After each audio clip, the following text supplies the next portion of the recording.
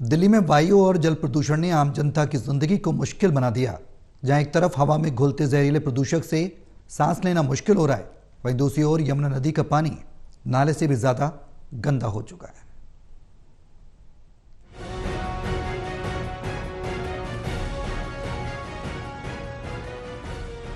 दिल्ली में बहने वाली यमुना नदी की कालिंदी कुंज और ITO घाट पर छठ पूजा के पहले दिन यानी कि नहाय खाए के मौके पर कई लोग स्नान के लिए पहुंचे थे।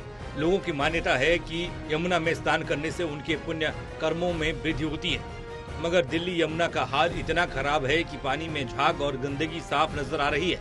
दिल्ली सरकार के मुताबिक यमुना की सफाई के लिए विशेष योजनाएं चलाई जा रही हैं, जिसमें करोड़ों रुपए खर्च किए जा रहे हैं। बावजूद इसके धरातल पर अब तक कोई ठोस परिणाम नहीं दिखाई दे रहा।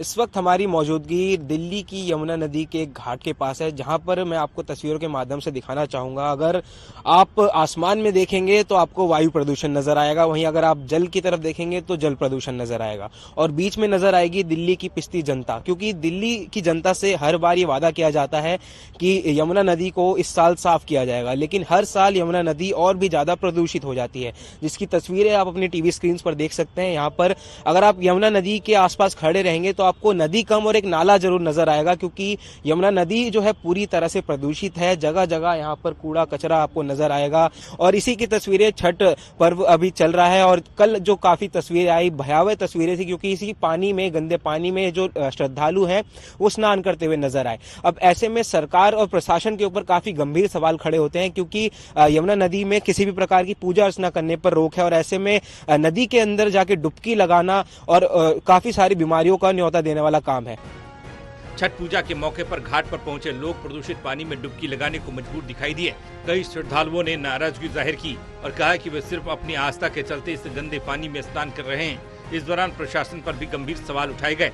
आखिर यमुना की सफाई के वादे केवल कागजों तक क्यों सीमित हैं? स्थानीय लोगों का कहना है कि सरकार ने यमुना की हालत सुधारने का वादा किया था, लेकिन हकीकत कुछ और ही बयां कर रही है। इस बीच बीजेपी ने आम आदमी पार्टी पर जमकर निशाना साधा। बीजेपी का कहना है कि आतिशी ने 1000 छठ घाटों का वादा किया था, मगर 800 से ज्यादा घाट ऐसे मिले जिनमें अब तक पानी ही नहीं है।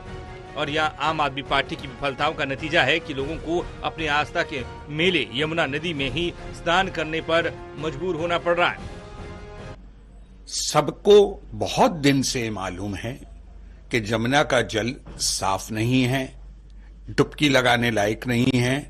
उसके बावजूद दिल्ली सरकार ने कोई प्रबंध नहीं किया और लोग उस खतरनाक रूप से मैले जल में, मैं विषैले तो नहीं कहूंगा, मेरी आस्था का प्रश्न है, मगर मैले जल में लोग डुबकी लगा रहे हैं, जिससे बीमारी भी हो सकती है।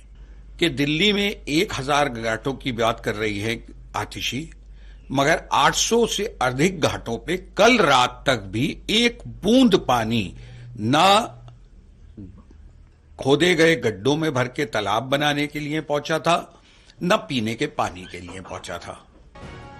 दिल्ली में बढ़ते प्रदूषण और यमुना की बदहाली ने सरकार को जनता के कई सवालों के घेरे में ला खड़ा किया है। छठ महापर्व पर श्रद्धालुओं का यमुना में स्नान करना उनके लिए एक धार्मिक आस्था का प्रतीक है, लेकिन प्रशासन के लिए यह चेतावनी भी है कि अब वक्त आ गया है कि यमुना की सफाई पर ठोस कदम उठाए जाएं। सहयोगी सूरवीर के साथ दिल्ली से विशाल सिंह, टोटल न्यूज।